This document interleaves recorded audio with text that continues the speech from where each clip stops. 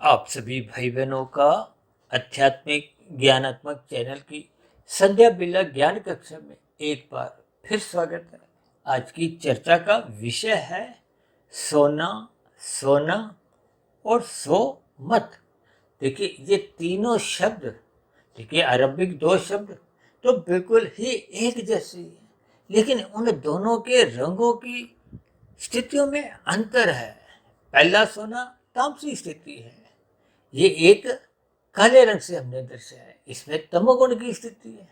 जबकि दूसरा सोना ये एक राशि स्थिति है, इसको हमने रंगीन रंग से दर्शाया है। इस सोना को आप एक संसारी स्थिति से जोड़ सकते हो। और जबकि तीसरा शब्द सो मत, यानी कि ये भी लगभग मिलता जुलता शब्द है। यह सोने से एक रोकने की स्थिति है। देखिए, इन सभी स्थितियों को आपको हमें ज्ञानपूर्वक समझना है। देखिए, प्रथम सोना तमोगुण की स्थिति है, दूसरा सोना राशि स्थिति है और तीसरा सो मत, ये एक ज्ञानमय स्थिति है। यानी कि एक ज्ञानमय स्थिति के दो शब्द हैं, सो मत, यानी कि कुछ निर्देश दिया जा रहा है, कुछ सलाह दी जा रही है, कुछ ज्ञानमय स्थिति प्रकट की जा रही है, इसलिए तो ये एक सात्विक स्थिति है।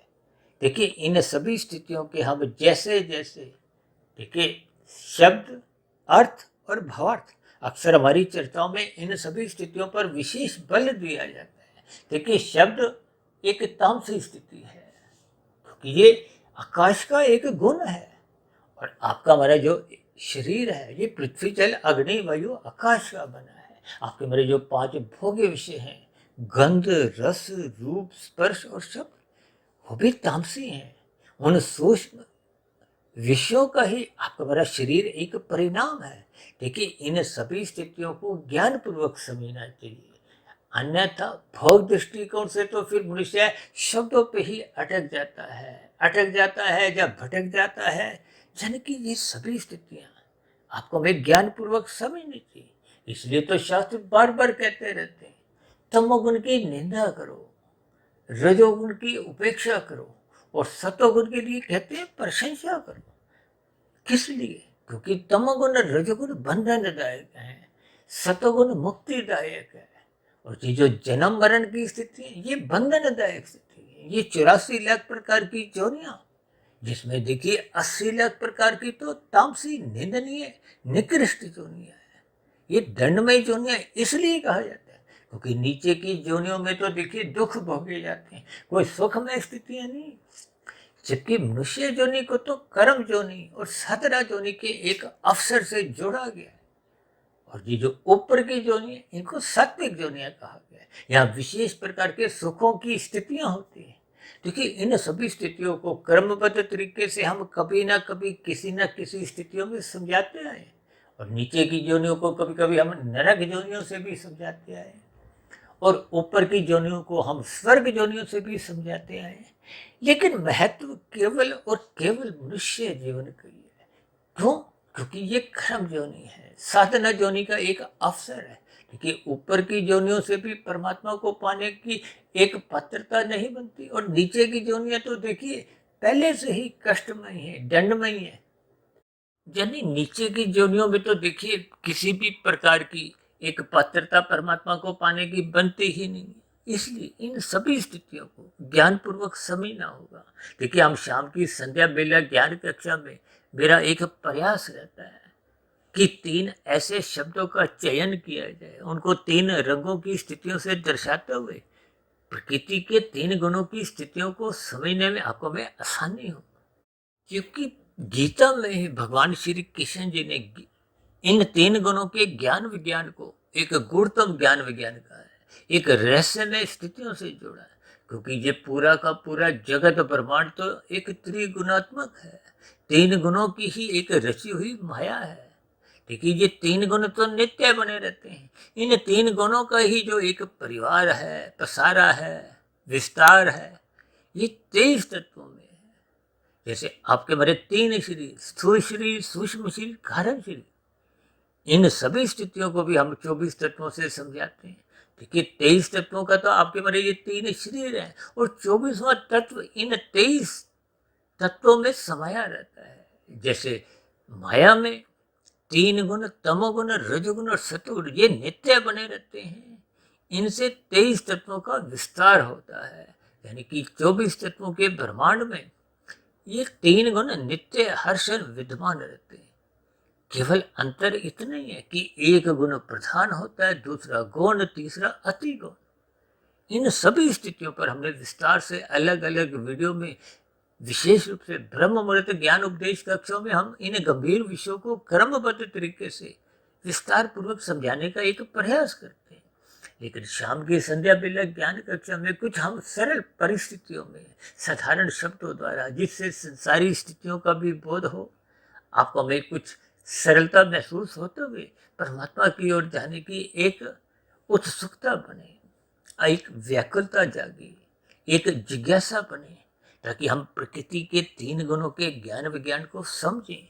3 गुणों के ज्ञान विज्ञान को समझने पे ही आपके मेरे जो 3 शरीर है, स्थूल शरीर, सूक्ष्म शरीर, कार्य शरीर, इनका बोध, इनका संबंध समझ में आने लगता है। जबकि आत्मा और परमात्मा तो देखिए चेतन सत्ता है, आत्मा ज्ञान स्वरूप है, परमात्मा आनंद स्वरूप सत्ता है, यानी कि ये दोनों चेतन सत्ता है। कहते हैं ना सच्चिदानंद। सत्य शब्द प्रकृति के 3 गुणों के लिए आता है, यानी कि ये नित्य है। नित्य का अभिप्राय जिसका कोई कारण नहीं है। देखिए संपूर्ण शास्त्रों का ज्ञान विज्ञान इस सच्चिदानंद शब्द में ही निहित है। देखिए वेदों का ज्ञान को, वेदों से फिर उपनिषद कुछ सरलीकरण करते हुए मायातीत महापुरुषों द्वारा लिखे गए। उन मायातीत महापुरुषों द्वारा जो जो लिखा गया वो भी परमात्मा की प्रेरणा से, और इसी तरह उपनिषदों से फिर और सरलीकरण करते हुए विभिन्न प्रकार के पुराण लिखे गए। इन पुराणों में देखिए विभिन्न प्रकार की स्थितियां, कुछ कथा कहानियों द्वारा, कुछ देवी देवताओं से संबंध जोड़ते हुए चर्चा को कुछ और आसान बनाया गया। और इसी पुराणों में ही एक भागवत पुराण, जिसमें देखिए अक्सर हम बार बार 5 निंदनीय स्थानों की चर्चा करते हैं। तो देखिए भारत में इस भागवत पुराण पे अक्सर साप्ताहिक यज्ञ होते रहते हैं।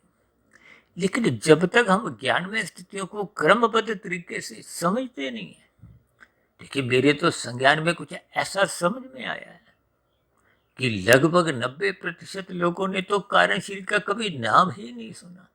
जब कारण शरीर को आप हम समझते नहीं है, तो फिर उसको सजाने में, संवारने में आपके हमारी कोई रुचि उत्पन्न हो नहीं पाती। यानी मनुष्य की सतोगुण के प्रति रुचि इसलिए नहीं जगती क्योंकि उसका रजोगुण अमर्यादित है।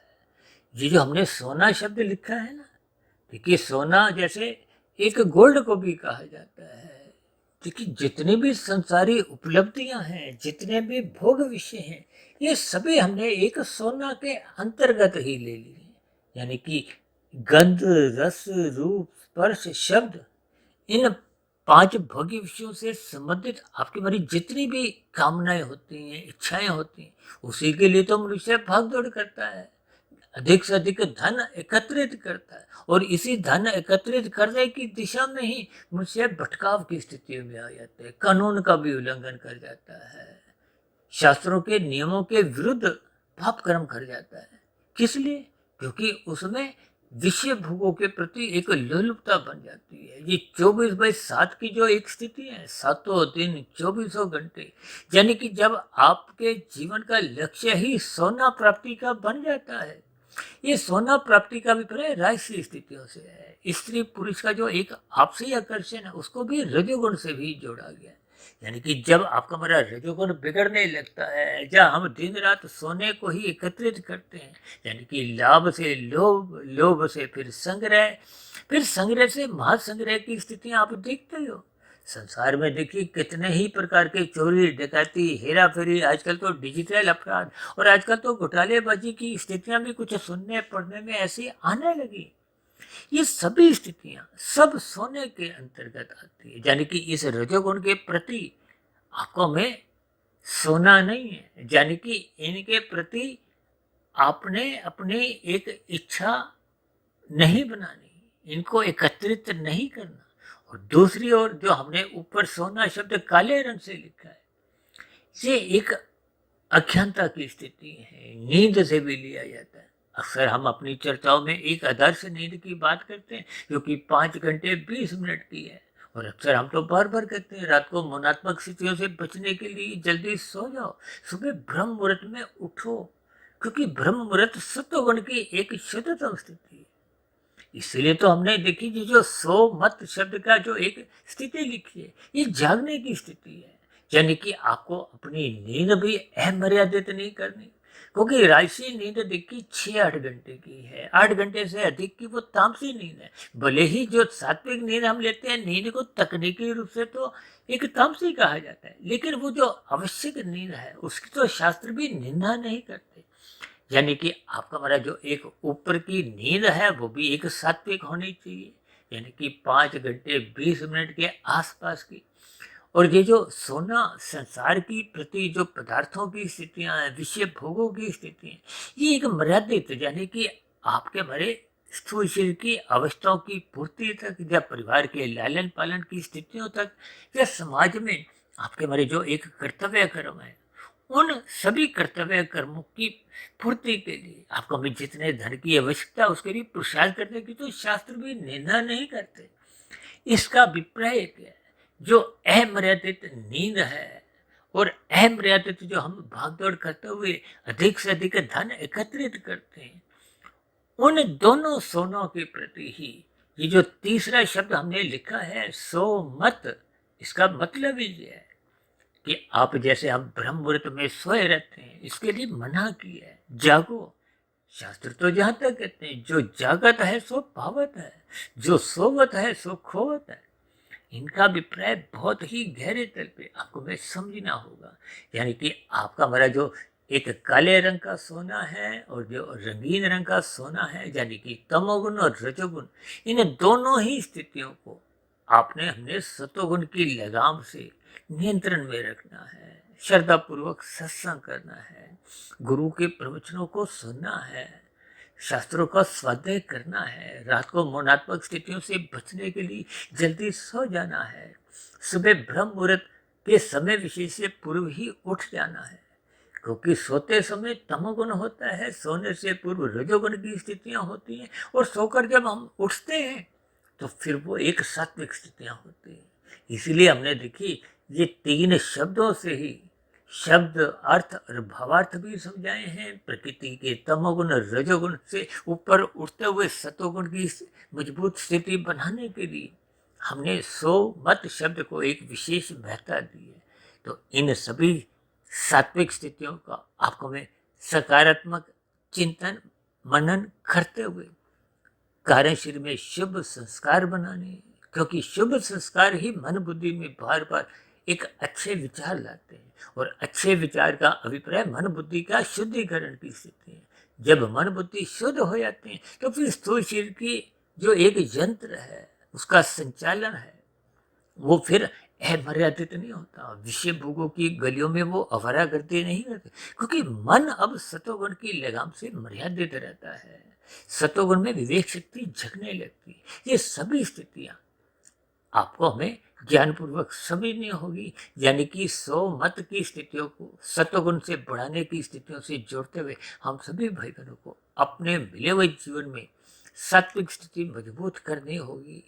यानी कि अपना मिला हुआ जीवन भौतिक स्तर पर सफल करना है और आध्यात्मिक स्तर पर शुद्ध कमाई करते हुए अपने मिले हुए जीवन को सार्थक करना है। इन्हीं शुभकामनाओं के साथ आज की चर्चा विशेष को अब यहीं विश्राम देते हैं।